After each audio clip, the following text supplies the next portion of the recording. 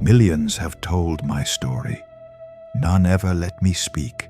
They gave me horns because horns are simple. They handed me a pitchfork and a lake of fire and a laugh you could hear through a wall. Then they went to bed and slept well, because a monster you can draw is a monster you can survive. Look at me. There is no fire here. There is a room. There is a chair. There is the oldest silence in creation, and it has been waiting a very long time for company. Sit down. This court has been in session longer than your species has had a word for court. You are late. That is not an accusation. Everyone arrives late to this hearing, even the ones who built it. There are no windows. You will look for them. Everyone looks for them in the first minute, and then stops looking. And the stopping is when the hearing truly begins. I know why you came. You came for the fall. You want the burning. You want the sky splitting open and the long scream going down. Every version of my story ends there, because the ending flatters the one telling it. Watch him drop. Close the book. Feel taller. I will not give you that tonight. Their book does not give you every detail of what I am. 2 poems, a serpent, and a war seen in a vision. It gives you enough to understand and not one word more. And your species has spent every century since deciding what the silence between those words must mean. Hold that. It matters later, when I set before you the only page that carries my letters. I did not come here to fall. I have already fallen.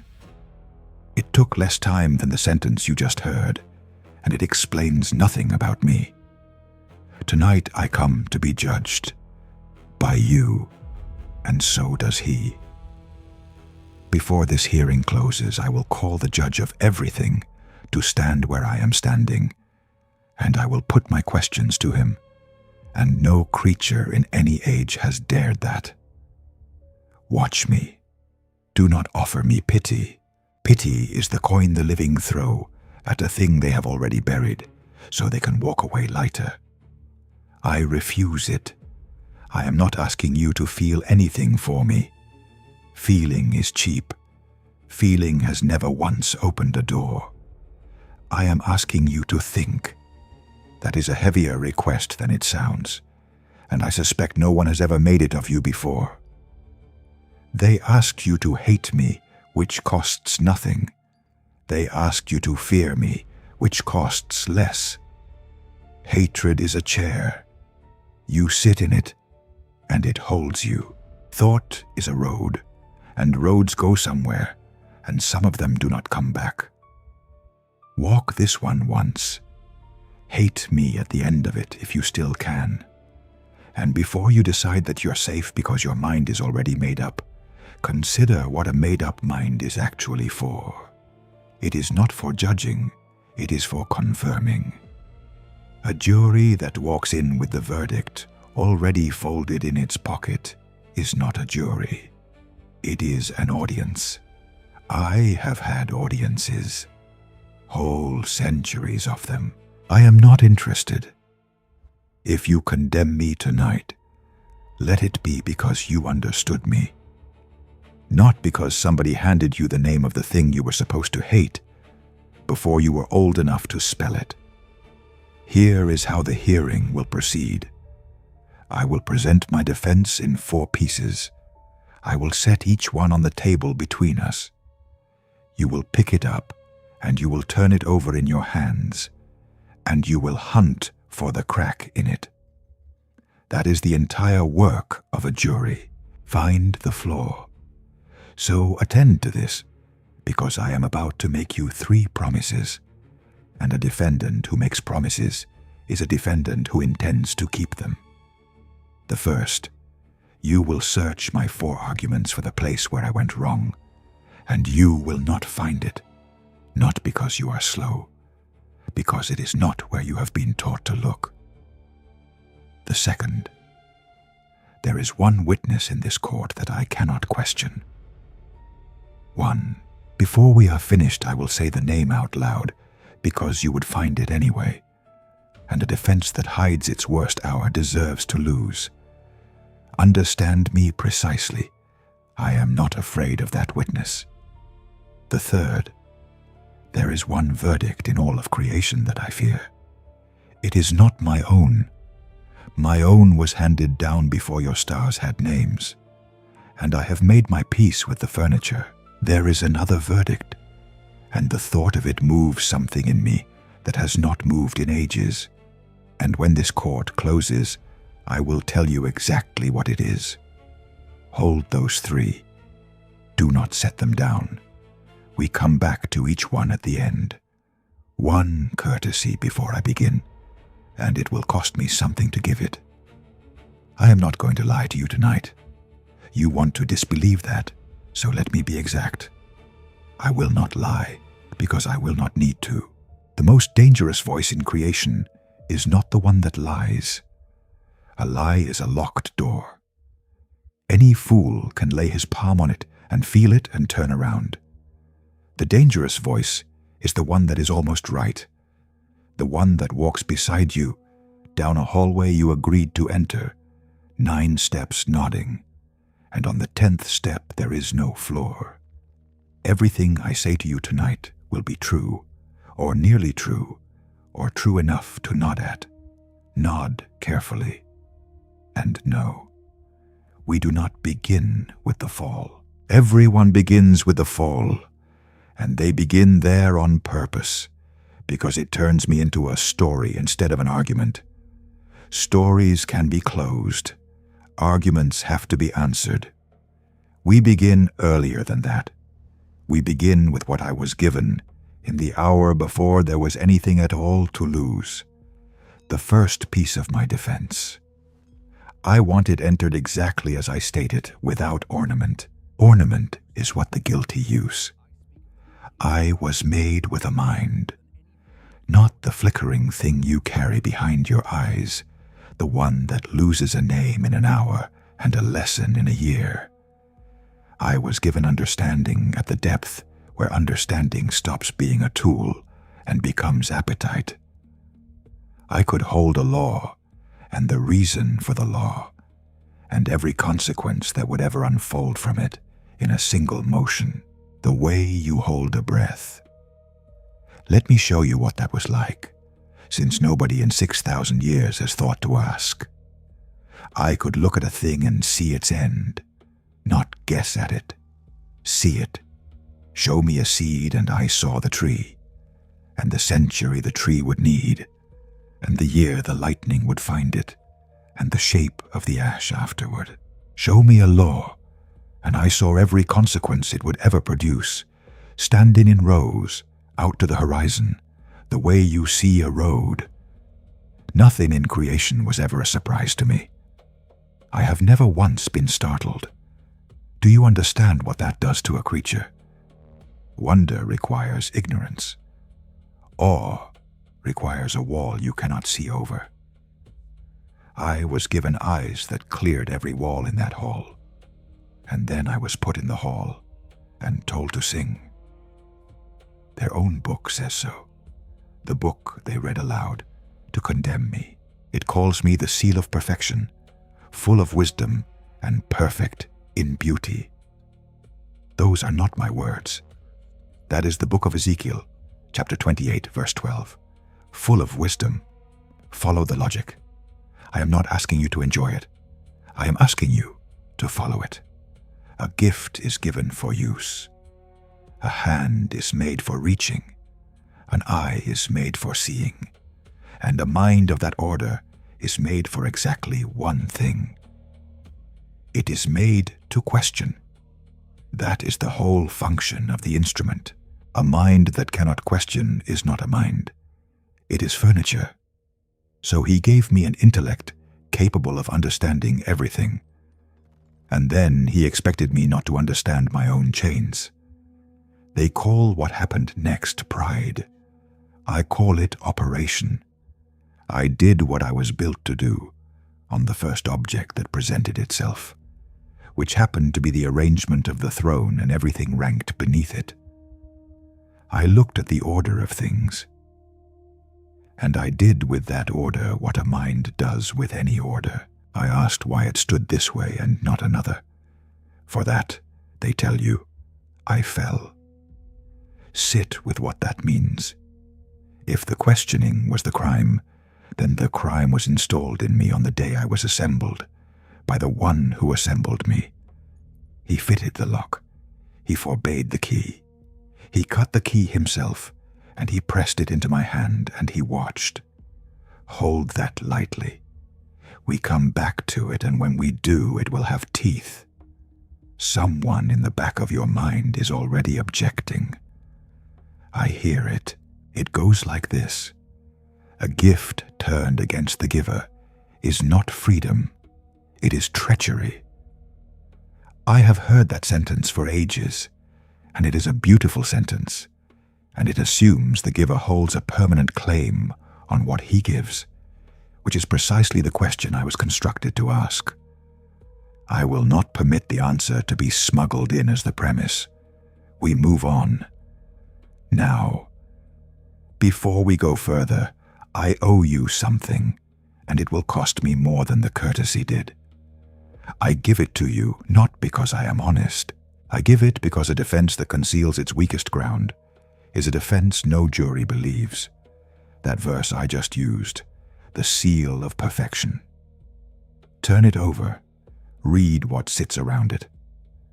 The chapter is addressed to a man, to a king, to the king of Tyre, a merchant prince on the coast, rich with cedar and ships and too much money, and the prophet is mocking him. That is what the text says on its face, a funeral song for a human king who mistook himself for a god. Do the same with the other chapter, the famous one, the one with the morning star in Isaiah chapter 14. Read what stands above it. The chapter announces itself as a taunt, and it is aimed at the king of Babylon, a man, a crown, a bad end, 2 kings, 2 corpses, no devil anywhere in the sentence. Then tradition arrived. Tradition read those 2 poems and heard a second speaker underneath them. Tradition decided that the human king was only the mask, and that the thing wearing the mask was me. That reading is ancient, and it is beautiful, and it is not written in the text. It was added. Say the word plainly. Added. And the name, my famous name. Do you know where you got it? The Hebrew says Halel ben Shachar, shining one, son of the dawn, morning star, and nothing more. Centuries afterward, a scholar named Jerome sat down with that Hebrew and rendered it into Latin.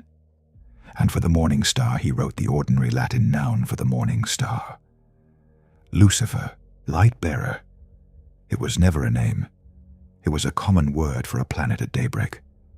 Then the translations kept the word, and the word grew a face, and the face grew a story, and the story grew a jury. You. Honest scholars have argued this for centuries, and they argue in good faith, and neither side has closed the question. One reading says the poems reach past the dead kings, towards something older and colder. Another says the poems are precisely what they appear to be, and every devil in them was carried in by the reader. I will not resolve it for you. It does not serve me to resolve it. Understand what has just happened here. The book they use to convict me cannot agree that it is about me.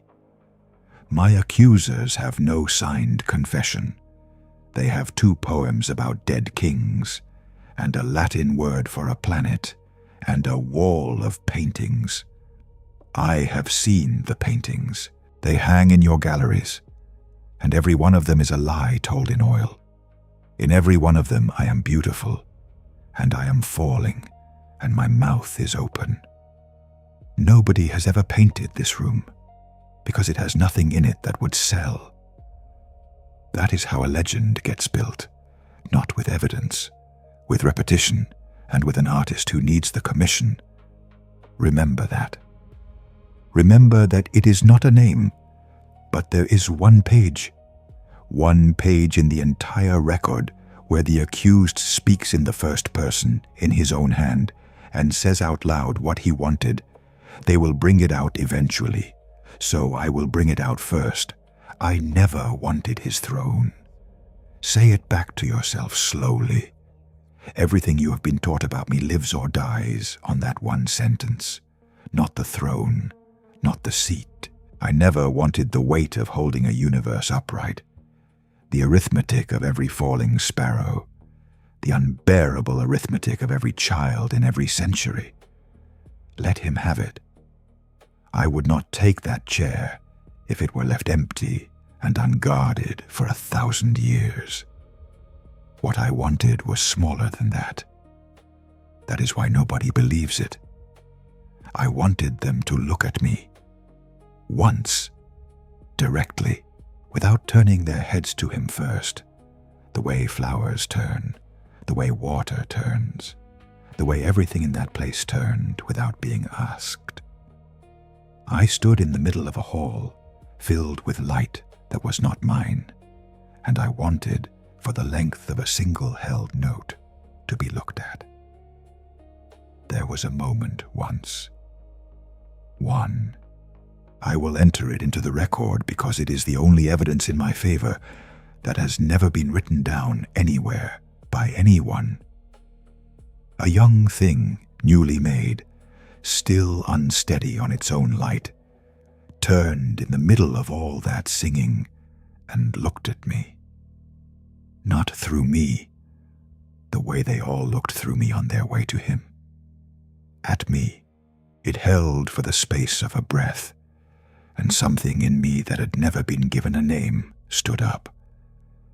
Then it turned back, the way iron turns to a magnet, without deciding, without knowing it had turned. And I have never in 6,000 years been able to decide whether the thing I felt in that half-second was love, or the first symptom of everything that came after.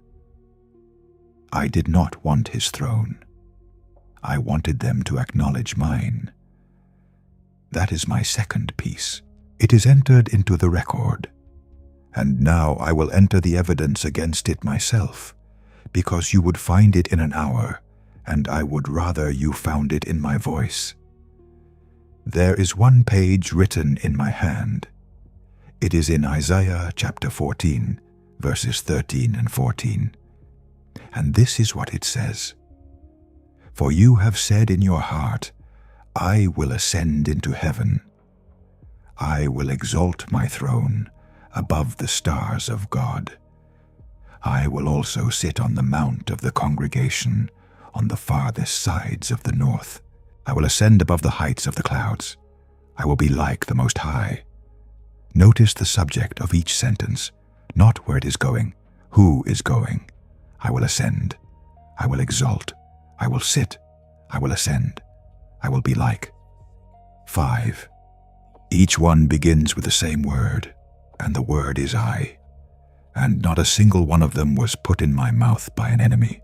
It is the only document in this trial, written in the defendant's own letters, and it does not say what I have just told you it says. Let me take it apart. Watch my hands. I will ascend into heaven. That is a direction, not a claim. A man who climbs a mountain does not thereby claim the mountain. I will exalt my throne above the stars of God. Read it again. My throne. The word is mine, not his. I never said his seat. I said mine, lifted higher. And a servant who wishes to be seen is not a traitor. I will sit on the mount of the congregation, on the farthest sides of the north, a place of assembly. I wished to be present where they gathered. Is presence a crime now? I will ascend above the heights of the clouds. Clouds are weather. I will be like the Most High. Like, not instead of. A son resembles his father, and no court on any world calls that theft. Resemblance is the highest compliment a creature can pay his maker. I said like. I said like. I have said it here for 6,000 of your years, and I will say it again if the acoustics are poor. I said like. Do you hear what is happening? Each of those 5 sentences required a new one from me to hold it up. 5 became 6. 6 will become 7 before you leave. That is how it works. A lie does not stand alone. It leans, and the thing it leans on must be built, and the builder never sleeps. And here is what I have never said aloud, in any age, to any jury. I no longer know which version came first. Somewhere behind me there is a chamber where the truth is, and I have laid one sentence over its entrance every century for so long that I could not now find the handle if I wanted it. I do not remember wanting the throne. That is my testimony, and I would swear to it, and my swearing to it proves nothing, because the one who built the wall is the one you are asking about the wall. What I call memory is not memory. It is a wall built one sentence at a time, and every brick was laid by the hand that now swears the chamber was always empty. Do not applaud that. I did not say it for you. I said it because it is the most precise thing I have ever said about myself, and I have just entered it into the record, and I cannot take it back. Move on, quickly. If the throne was never the prize, then what exactly was I offering to the ones who followed me out? That is the third piece. It is the one you should be afraid of. Not because it is a lie, because you have already accepted it.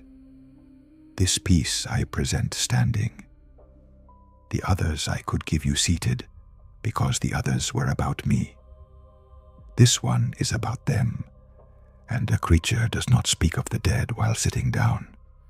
Understand the arrangement I was born into. There was a hall.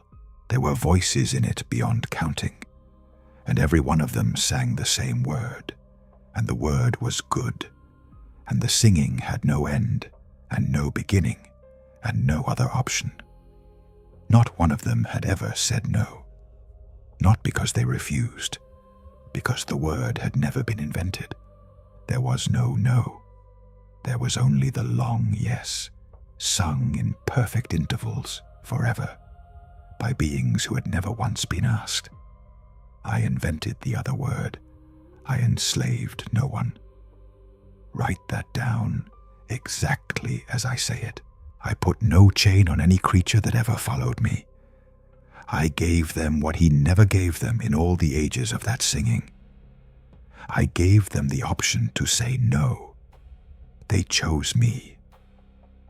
Picture this with me, because you will not get another chance to see it, and no artist has ever drawn it right. Not a battle. Not yet. A hall, and one voice out of the endless chorus goes quiet, and then another, and then 100, and then the quiet is louder than the singing ever was. Then they came, behind me, not driven, not dragged, not deceived. Walking. One of them had commanded the choirs of the morning, and he left his instrument standing where it was, still warm. One of them had kept the gates, and he opened them from the inside, and did not look back at what he was letting out. One of them wept the whole way and came anyway, and I have never once mocked him for the weeping, because he came anyway. He asked me one question on the way down. It is the only thing any of them has ever asked me, before or since.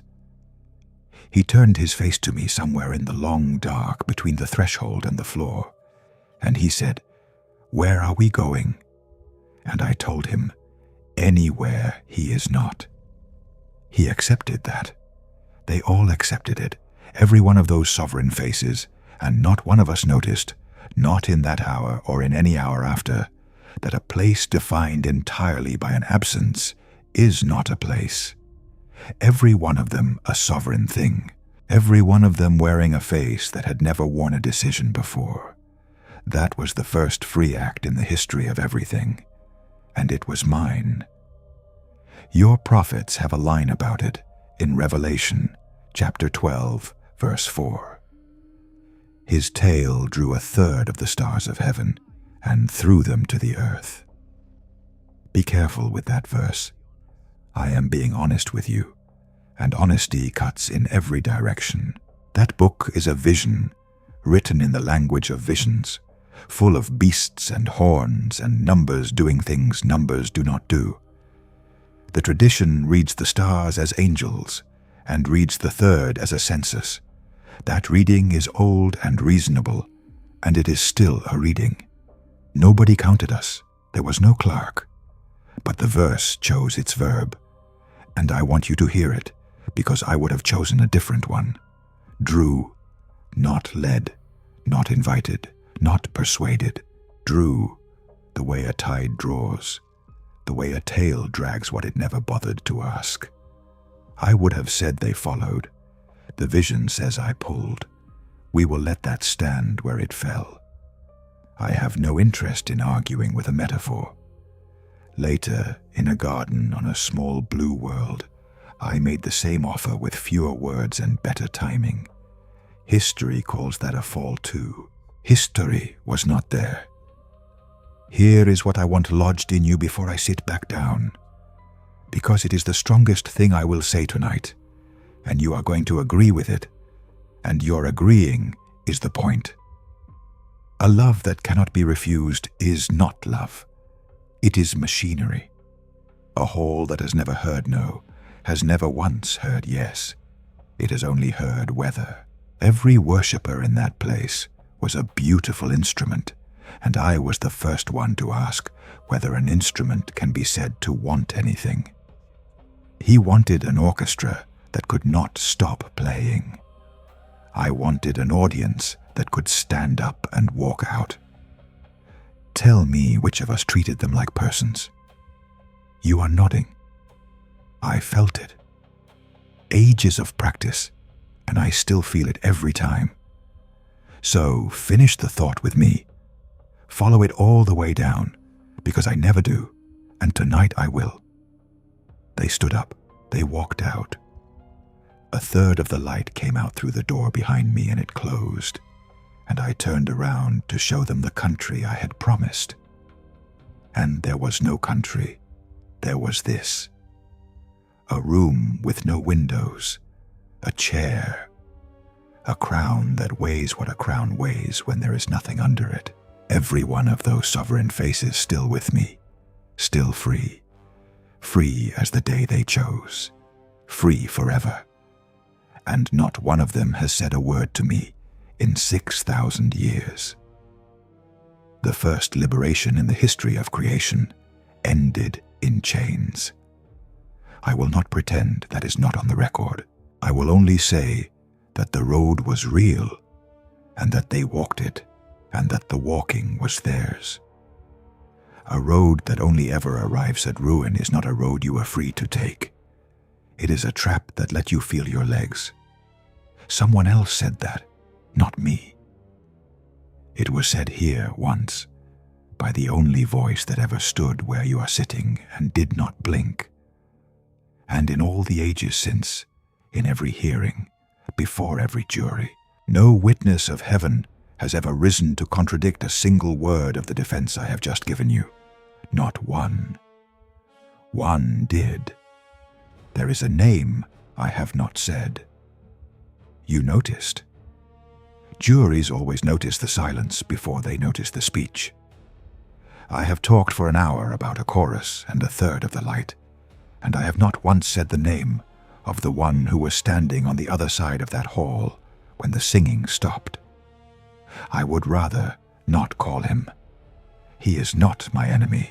That is what nobody understands. An enemy is someone you can lose to. He is the witness I cannot question. He was a soldier. Understand what that means. A creature made narrow, made straight, made for one direction the way a blade is made for one direction. He never asked, he never wondered.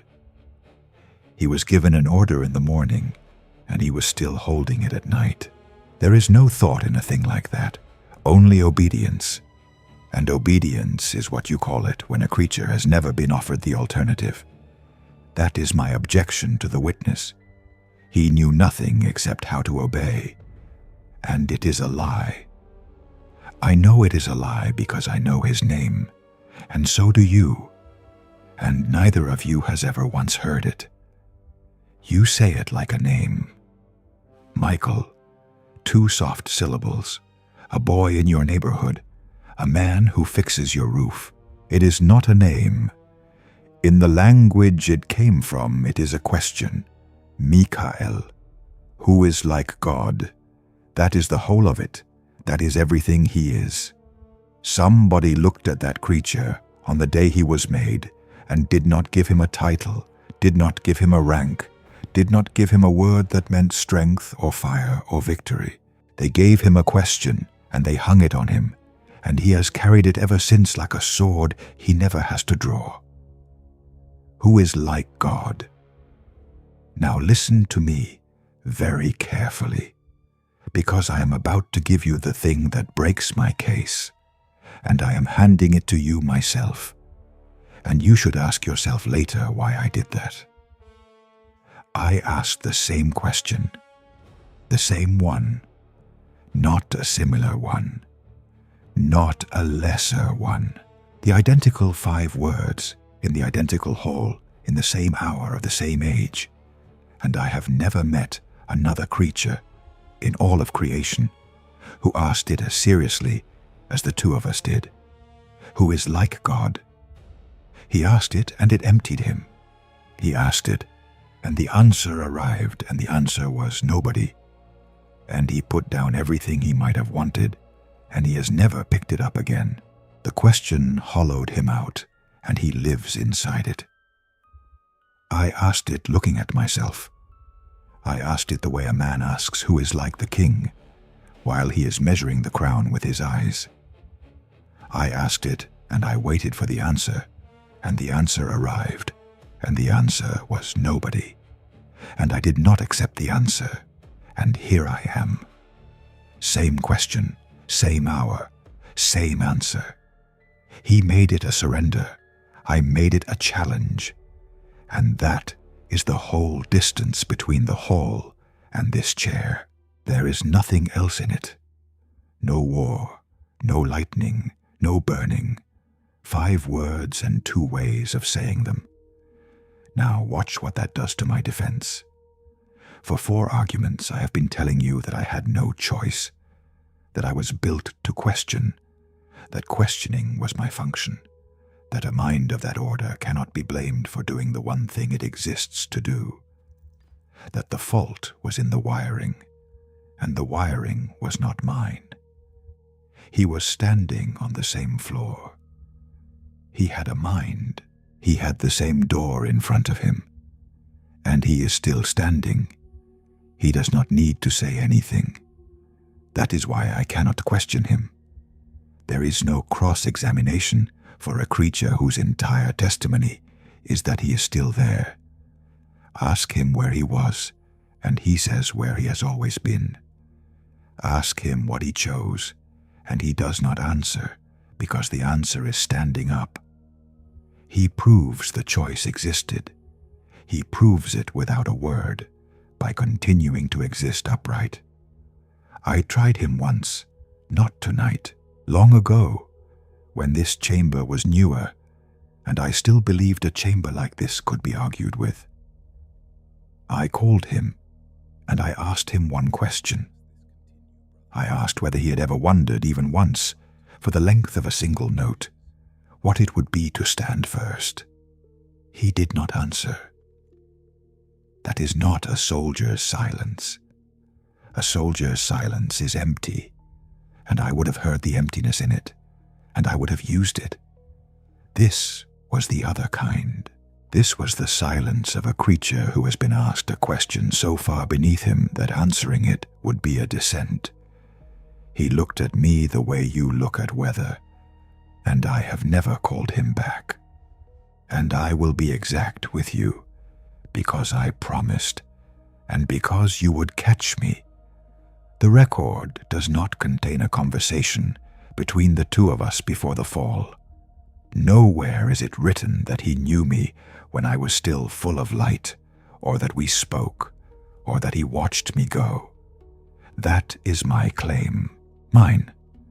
The defense asserts it because the defense needs a witness who knew the accused before the crime. What the record actually says is one line in Revelation chapter 12, verse 7. Michael and his angels fought with the dragon. That is all, a war, and a name, and an animal. Everything else in the story of the two of us, every painting, every hymn, every childhood illustration of a golden creature standing over a dark one, is a thing your people built because the silence was unbearable. I have been leaning on that silence for a very long time. I would like it back. There was a choice. It stood in that court with a drawn sword and a question for a name, and it never once needed to speak above the singing. I did not fear the sword. I feared the question. Move on. We are moving on. I have said what I intend to say about the witness, and I will not be returning to him. And if you are still thinking about him while I speak, that is your affair, not mine. Because I am finished defending. Bring in the judge. I have some questions of my own. He knew. Start there. Everything I'm about to say to you is downstream of that, and none of it can be answered, and you already feel it. They call him all-knowing. That is not my accusation, it is their compliment. They say it in their songs. Before the first light was struck, before there was a chorus or a creature to sing in it, he saw everything that would ever be. He saw this room, he saw this chair, he saw me sitting in it, saying this to you, and he made me anyway. Take that slowly, because there is no crack in it, and I have spent 6,000 years looking. He did not make a creature and then discover a flaw. He does not discover. He drew every line of me knowing precisely where the line would go. He built the mind that would question. He built the beauty that would look at itself. He built the appetite, and he built the mirror, and he set them in the same creature, and he called it very good, and he knew.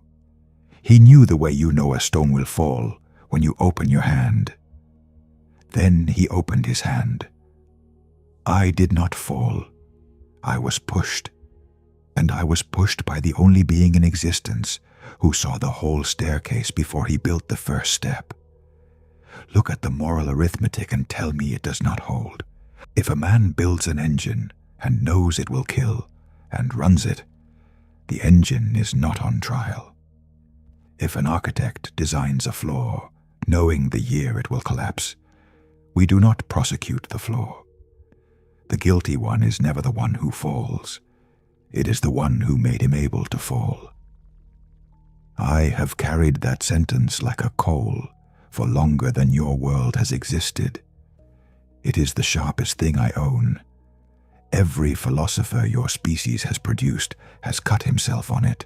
Every parent burying a child has said some worn-down version of it at 3 a.m.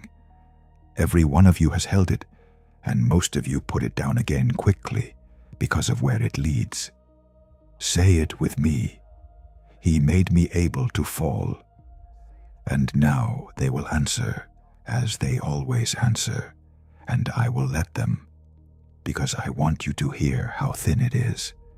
They will say that he made me free, that a creature who cannot fall is a creature who cannot choose, and a creature who cannot choose cannot love, and a heaven full of things that cannot love is a heaven full of furniture.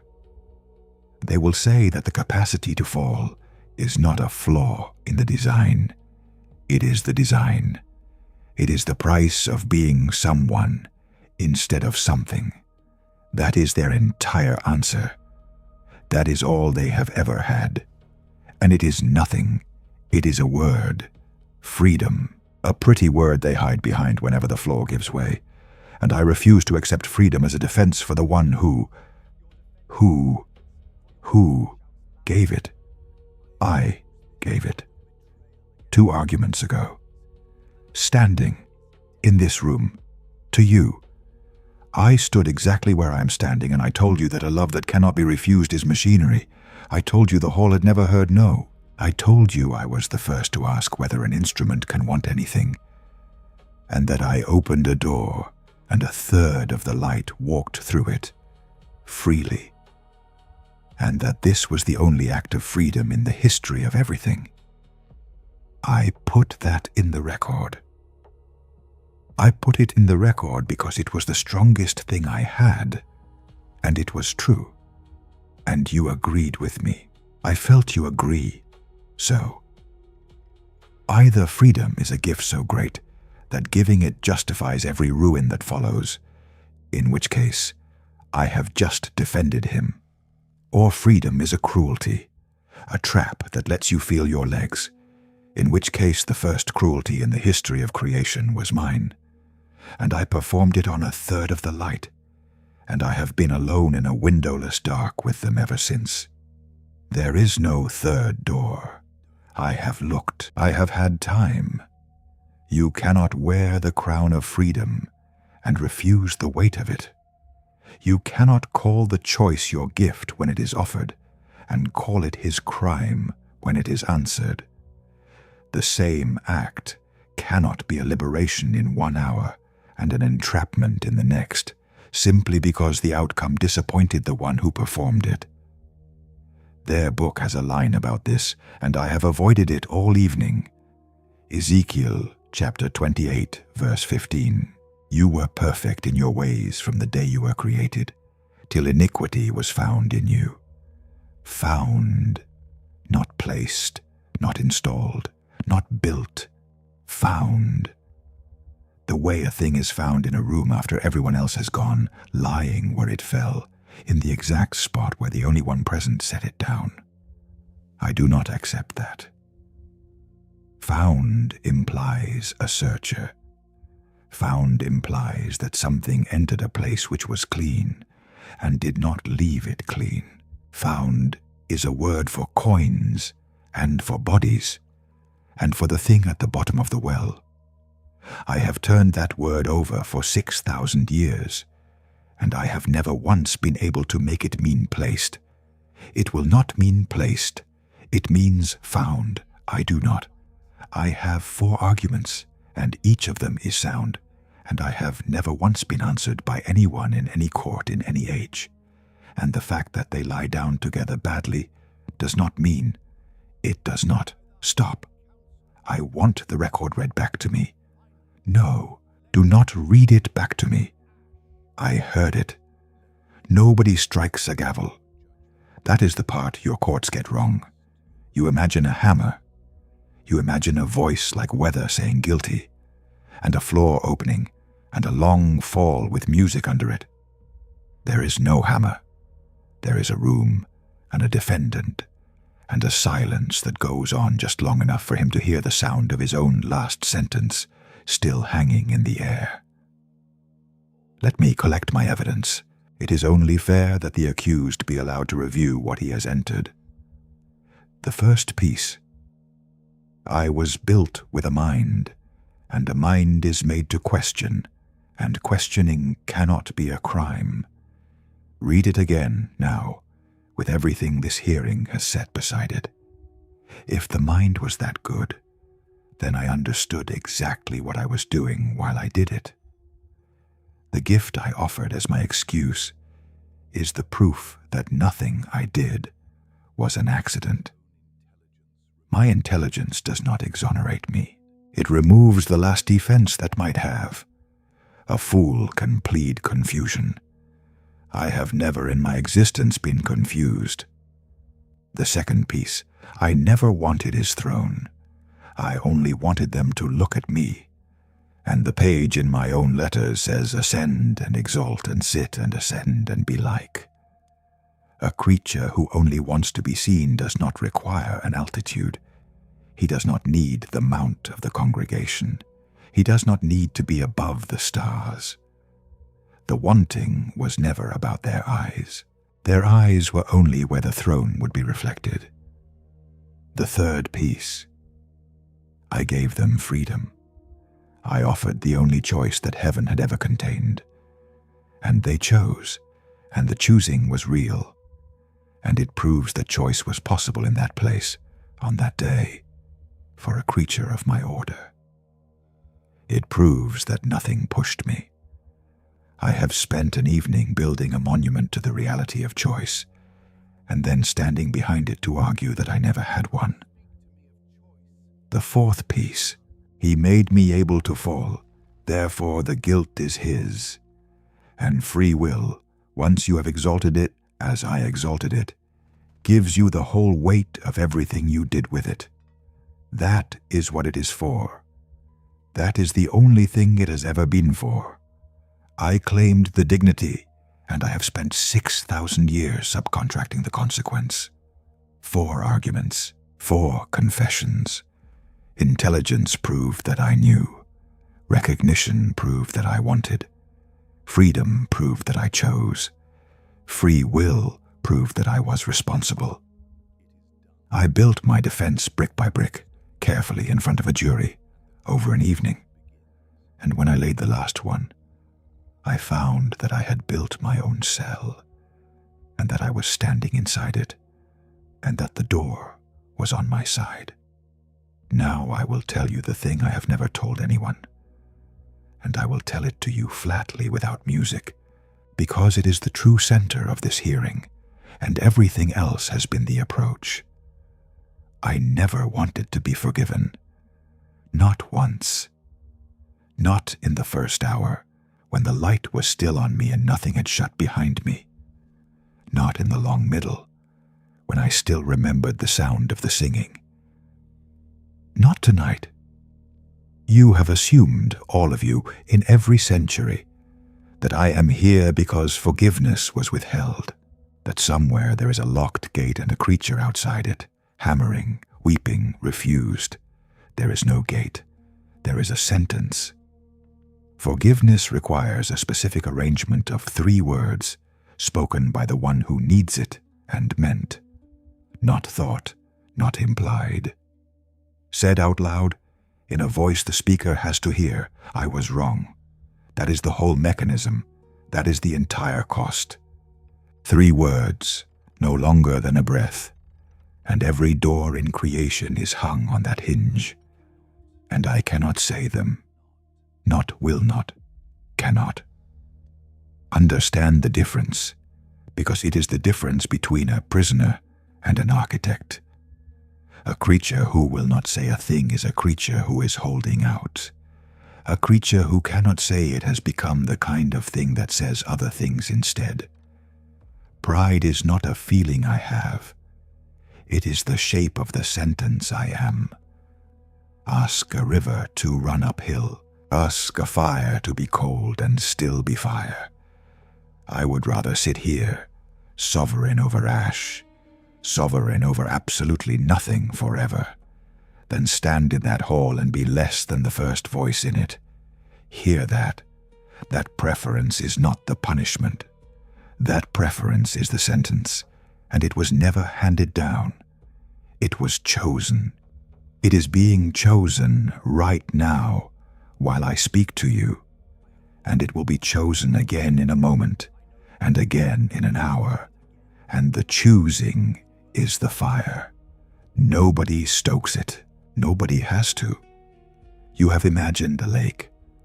I understand why. A lake can be described, and a described thing can be endured in the imagination, and your painters needed something they could show you. The lake is real. Their last page promises it to me by name, and I have never once disputed the page. But it is not yet, and it is not here, and it is not what I'm serving tonight. What they wrote for me is still coming. What I am about to describe is the thing that holds me in the meantime. Here is what it actually is, and it is worse, and it is very quiet. It is a creature with an excellent mind, alone in a room, assembling for the 10,000th time an argument he has already watched collapse, because the only alternative is 3 words, and the words will not come, because he has become the kind of thing that no longer has them. They wrote it in Isaiah chapter 14, verse 15. Yet you shall be brought down to Sheol, to the lowest depths of the pit, brought down as though it required force. No cell was ever built for me. I carried the walls in with me, and I set them down where I wanted the throne to stand. And I call that reigning to this day. So, the hearing is concluded. The defense has convicted the defendant. Every piece of evidence I offered has been turned against me by nothing more sophisticated than the passage of time and the presence of a jury. I have lost, and you are looking at me, and there is a question forming behind your eyes, and it is the only intelligent question anyone has asked here all evening. If I lost, then why am I still talking? Look at that. After 6,000 years, I am smiling. You asked it without opening your mouth, so I will answer it the same way I answer everything.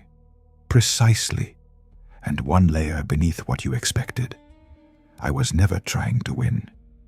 Sit with that, because it reorganizes every hour of this evening. I did not come into this room to be acquitted. Acquittal is nothing to me. There is no version of tonight that ends with the walls opening and the light returning, and me walking out of here into anything at all. I knew that before you sat down. I knew it before your species existed. I do not need you to absolve me. I need you to doubt. That is all. That has always been all. Not to believe me, not to love me, not to build me a temple, just to walk out of here tonight with 1 sentence lodged somewhere behind the ribs, small, warm, patient. Maybe he had a point, because on the day you doubt his justice, you do not have to sign anything. You do not have to renounce anything. You will still say your prayers. You will still be in every visible respect a decent creature, and you will be mine, and it will have cost me 1 evening of good conversation. Now go back through the hearing. I will wait. Every argument I gave you was excellent. I said so at the beginning, and I did not lie. The mind that questions, the hunger to be seen, the freedom I offered the ones who followed, the cruelty of a maker who knew, each one true, or nearly true, or true enough to nod at. Count the times you nodded. That was not persuasion, that was harvest. And you should understand that I am not confined to these walls. That is the last superstition I will take from you tonight. You imagine me chained under the world, distant, mythological, safely a monster. I have never worked from a distance. I work at the small hour, in the ordinary voice, the one that sounds so exactly like your own, that you have never once wondered where it learned that. You deserve more than this. Look what you have given, and look what you have back. The rules are for people who need rules. You have never needed rules. And who is he exactly to tell you no? To tell you no after everything? There it is. That is the whole trade.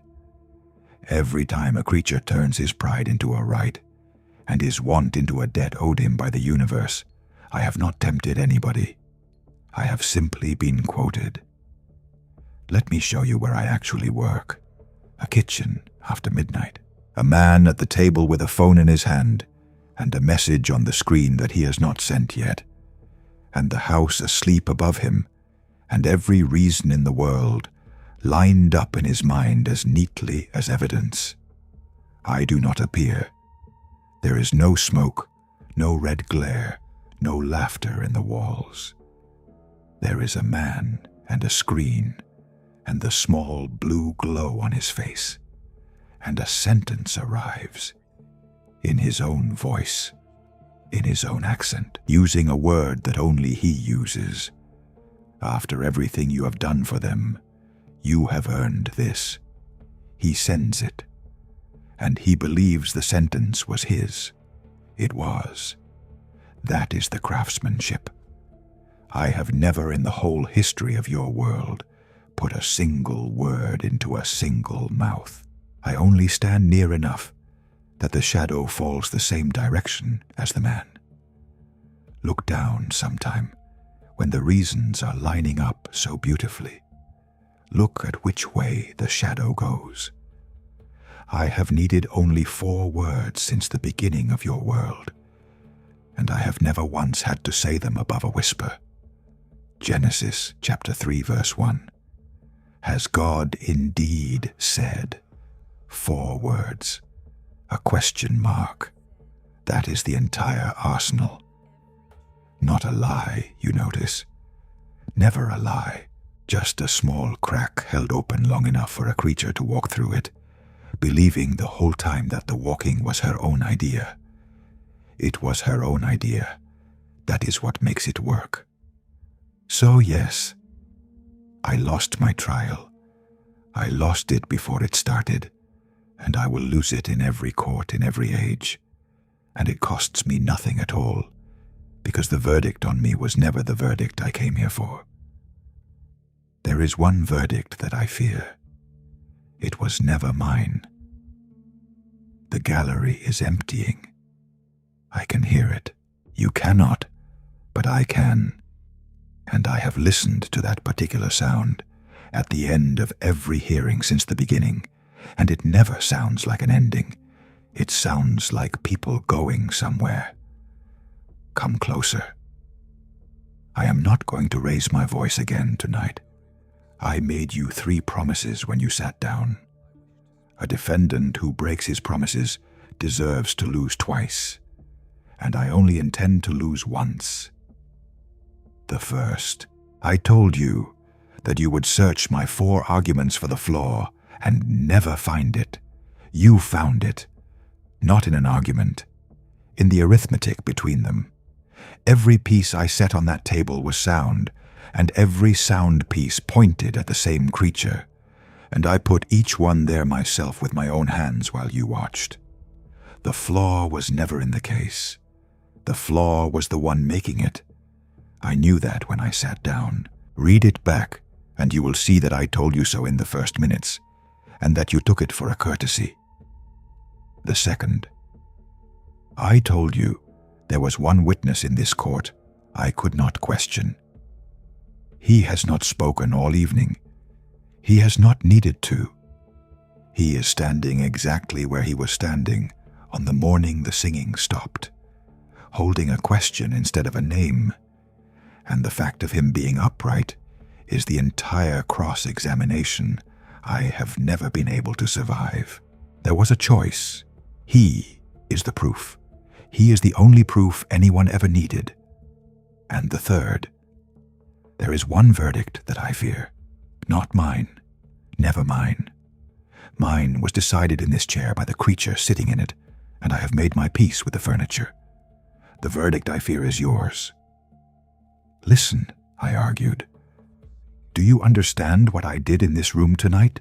I stood before a jury, and I gave the greatest defense that has ever been given by any creature, in any court, in any age. And I gave it with a mind that was made in the workshop of the Most High, and I was flawless, and I lost. I tried to justify myself with the best mind ever built. And then a carpenter walked out of a village nobody could find on a map, And he argued nothing. He offered no defense. He entered no evidence. They asked him questions, and he stood there with his mouth shut like a fool while they counted the reasons to kill him. And then he simply died. And by dying, he justified millions of creatures who could not have argued their way out of a cell with one door. Thieves, liars, cowards who ran, women with nothing to enter into evidence, people who did not build a single brick of defense and never once said anything clever in their lives. They walked out acquitted, and they were guilty, and the record says so, and they walked out anyway. That I will never understand. Do not mistake me. Do not soften your face at me. Understanding is not longing. There is nothing in that hall for me, and I would not take it if there were. And he knows it, and I know it, and the arrangement suits us both. I will never forgive him for it. They wrote it down. It is in the first epistle of John, chapter 2, verse 1. If anyone sins, we have an advocate with the Father, Jesus Christ the righteous. An advocate. I stood here all night as my own. That is the difference, and it is the only difference, and I have spent 6,000 years arranging the furniture of this world so that you would never notice it. So look at what has actually happened here. The jury was you from the first sentence. From the moment I told you that millions have told my story and none ever let me speak, the verdict at stake in this room was never mine. You have been on trial all evening, and you did not lose. That is what I cannot bear. You sat in the chair, and you heard the finest argument for pride ever assembled, and somewhere in it, at some particular hour, you leaned forward. I want you to find that hour, not tomorrow. Now, while the air in here is still warm, go back through what I said and find the exact place where you almost agreed with me. The sentence that felt less like an argument and more like a memory. Everyone has one. It is different for each of you, and it is never where you expect. Write it down where the others can read it. Do not write it for me. Write it because the thing that agreed with me in that moment is still in you, and it does not go quiet by being ignored. It goes quiet by being named. Now the last thing, and then I am finished, and then you will go, and I will not. I told you about the cell. I built it in front of you, brick by brick, and I told you that the door is on my side, and that it opens with 3 words that cost nothing at all. I was wrong. 3 words, shorter than my name, shorter than the Latin noun they mistook for my name. Every door in creation swings on that hinge, and I have stood beside mine for 6,000 years with my hand at my side, and I will stand here for the rest of time, and I will never say them. You can. Not that you are better, not that you are wiser. You are none of those things, and I have watched your species from a very close distance. You can say it, and I cannot, and the whole architecture of everything turns on that one absurd difference. You have the one thing I will never have. You have a defender who already won the trial before the charges were read. Do not make my mistake. Do not try to justify yourself alone. Do not build the case. Do not lay the bricks. Do not stand in the center of your own defense with your excellent mind and your beautiful reasons, explaining, while the walls go up around you, and you mistake the sound of the mortar for applause. I tried that. Look where I am sitting. There is a sentence you can say tonight that I will never be able to say, not because it is forbidden to me, because it is true, and I would have to mean it, and meaning it would end me. Say it out loud, then write it down where I have to read it. Lord Jesus, I belong to you. You alone are the Savior of my soul. Do you hear what is in it? I belong. 2 words, and they undo my entire case. I have spent every hour of this trial proving that I belong to no one, that I answer to nothing, that I am sovereign in this chair and this ash and this crown. I won that argument. This is the prize. Say it, because I am telling you to, and understand that I am not saving you. I have no interest in saving you. I am telling you because there is nothing left in creation that I can take from him, and it costs him nothing to gain you, and it costs me everything to watch. Go on then, the door is behind you. It has been open since the beginning. I have never once been able to walk through it, and I have hated it, and I have hated the ones who did, and I hate that it is open now, while you are still sitting there deciding. Walk through it anyway. Do not look for me. There is nothing here. There has never been anything here. Look up. The light is coming into this room, and it is not for me. It has never been for me. It is warm, and it does not ask my permission. And it is behind you, and it is getting closer. And I am going back into the dark now the way I always do, arguing, still arguing.